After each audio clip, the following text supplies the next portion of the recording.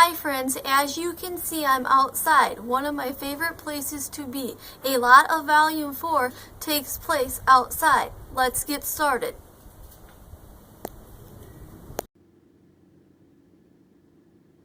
Special thanks to the police and fire trucks that drove by on Ridgeway Drive to help Kim and Dwayne Miller celebrate their wedding.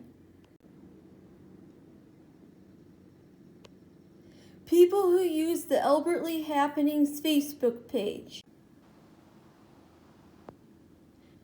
George Marine for his photography honors of the class of 2020. People who wear masks in public for protecting themselves. People who are outside doing things. It's Maria back in the kitchen with a sweet treat. First, preheat your oven to 350 degrees while you are getting out your supplies. First, you need a Betty Crocker brownie mix, caramel sauce, oil, eggs, and some other supplies. Spray a 9x13 cake pan with Pam. Prepare the brownie mix as directed on the box and pour the brownie batter in a 9x13 cake pan.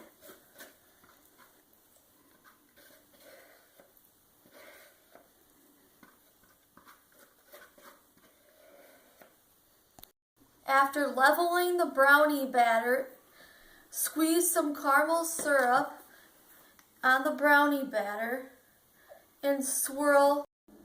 Bake for 24 to 28 minutes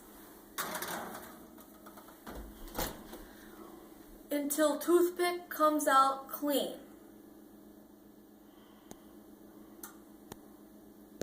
And now you have a delicious dessert, and I really like desserts.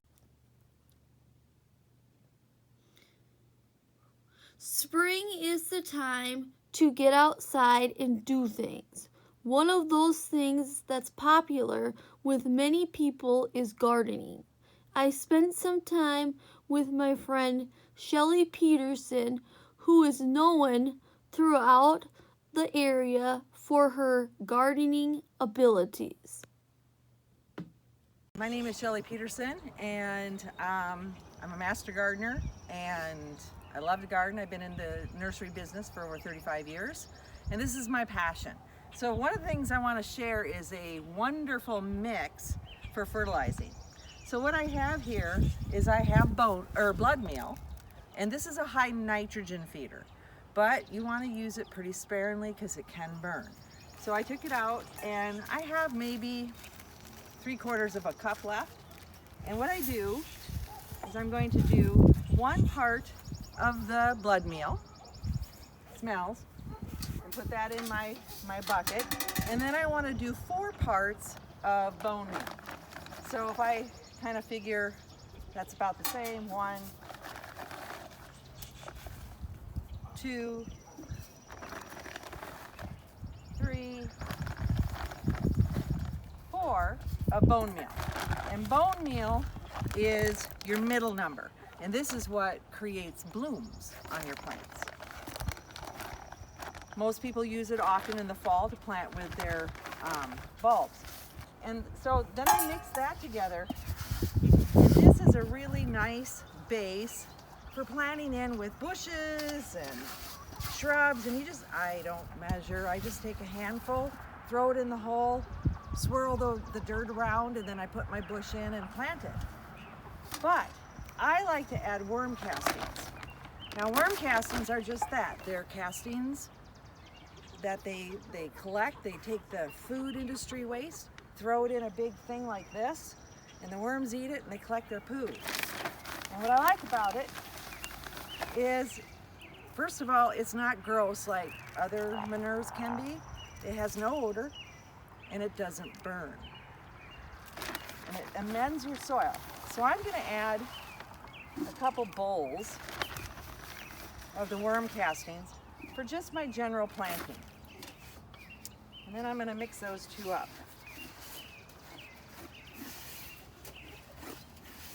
I feel like the Dory Etheridge of the garden. She does the cooking, I do the mixing of fertilizer. All right, and then I get this mix that looks about like that. And that pleases me, that's about right. Okay? And then I have my little can that I carry around with me. Pour it in there. Oh, look at that. Eyed it perfect. And this little bit of spill I'm not worried about. I'm just going to brush that into the soil. This particular bed isn't planted yet, so I'm good with that. All right, and then the last thing I want to talk about, since I'm not getting to planting tomatoes and peppers yet, I really like this brand for putting in with my peppers and tomatoes. It has calcium in it. There's also a tomato tone. That's usually what I use. I just happen to get this on sale. And it helps with the blossom end rot. So I put about a Dixie cup of my worm castings in with, about a tablespoon of this in each tomato and pepper plant. Nice stuff. Any kind of organic fertilizer like that helps build the soil. All right, that's the end of the fertilizer. I planted peas 3 weeks ago. It was before the last snowstorm. And as you see, I have baby peas coming up already. And I keep a old flattened tomato cage in the part that's not dug up yet to keep the neighbor cats out. That's why you'll see that there. And it helps a little bit with the squirrels digging in there.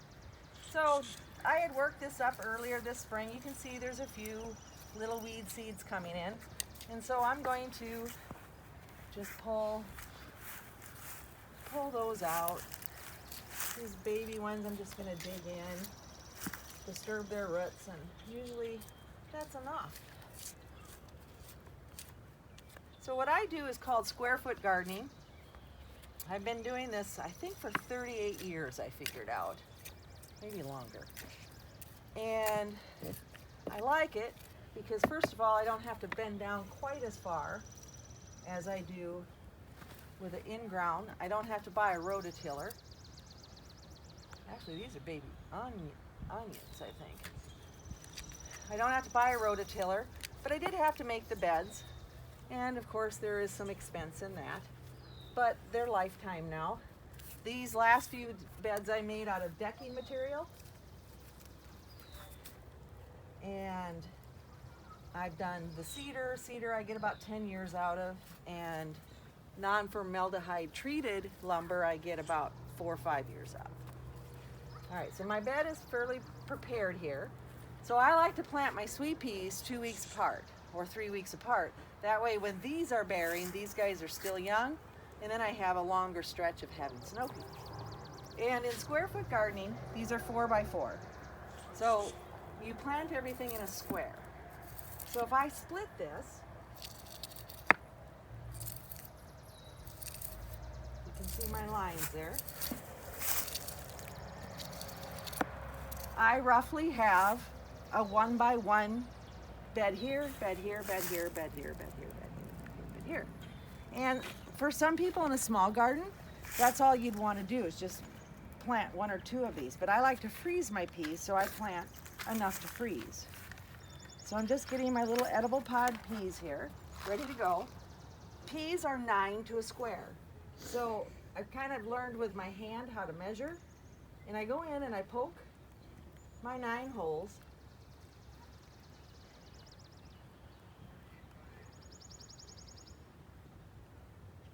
In these squares, I'll just do up half of these. Okay.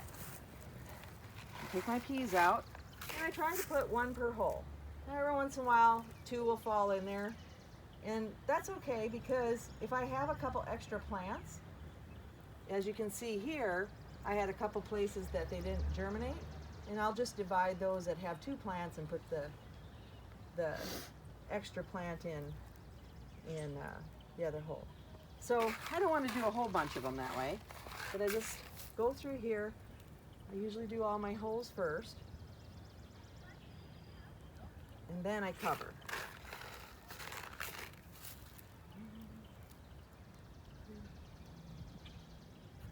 Otherwise I end up with 4 or 5 seeds because I forget where I'm at. And seeds are kind of getting expensive, so this is a nice way not to waste so many. I know when I was growing up we had the 50-foot long rows, and you know, we kind of scattered the seed. The seed was so cheap it just didn't matter, but that you had way more than you needed. Whoops, way too many in there. And then I just take my dirt with my hand,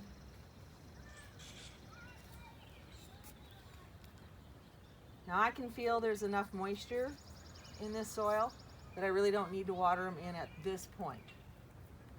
A couple extra seeds. And so that's how I plant up a pea bed.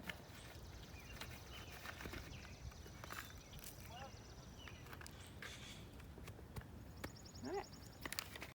Sad to say, the COVID-19 pandemic has caused many area summer events to cancel. There will be no Eddie Cochran weekend this year. Wind Down Wednesday has been canceled for June and July. Maybe worst of all, the Freeborn County Fair, the biggest area event of the year, will not be held for the first time since 1946. Without these events, what can we do for fun? Send me your ideas on Facebook, Twitter, or Instagram, and I'll announce them in Volume 5 in a couple of weeks. Thanks. Friends, thank you for your feedback on my YouTube channel. Be sure to hit the like icon. Stay tuned for Volume 5.